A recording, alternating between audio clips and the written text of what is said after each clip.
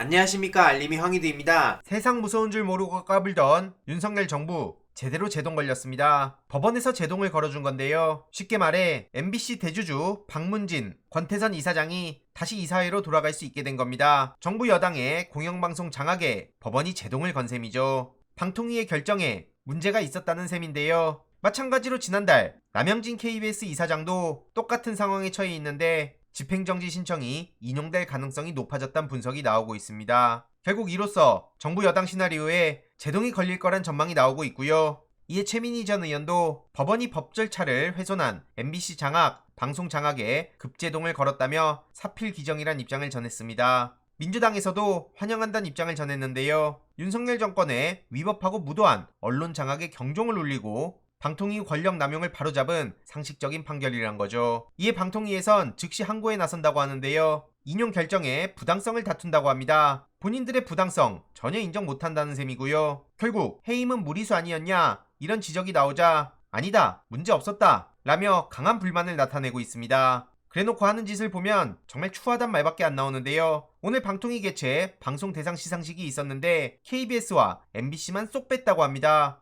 양대 공영방송 사장을 초청하지 않은 건데요. 이건 이례적이라는 평가가 나오고 있죠. 심지어 구체적 사유도 안 밝혔다고 합니다. 사유가 뭐겠습니까? 자기네들 마음에 안 드니까 지금 저러는 거 아니겠습니까? 그래놓고는 이동관 위원장은 언론인들을 피해 호텔 연문으로 들어갔다고 하는데요. 추하다는 말 말고 무슨 설명이 더 필요하겠습니까? 이렇게 언론 노조에서 항의하는 목소리가 쏟아지자 저렇게 연문으로 들어가서 그냥 자기 멋대로 행동하고 있는 건데요. 이러니 언론노조 위원장은 참담한 강경이라고 비판하며 이게 윤석열 정부 이동관 방송 장악위원장의 수준이다. 이해로도 다른 KBS 본부장은 국정원 직원이 들어와 검열하는 것보다 더한 후퇴가 일어나고 있다. MBC 본부장은 과거엔 밀실에서 국정원을 동원해서 했다면 이젠 대놓고 국회에서 방통위를 이용해 공영방송 장악에 나서고 있다 라고 비판의 목소리를 이어가고 있습니다. YTN 지부장은 이동관의 존재 자체가 모순적이고 방송 장악의 범죄자라고 비판했고요. 이런 와중에도 정신 못 차린 김기현 대표는 공작 뉴스 타령하면서 계속 언플을 쏟아내고 있습니다. 저렇게 정부 여당이 정신 못 차리고 민생은 내팽개치고 있으니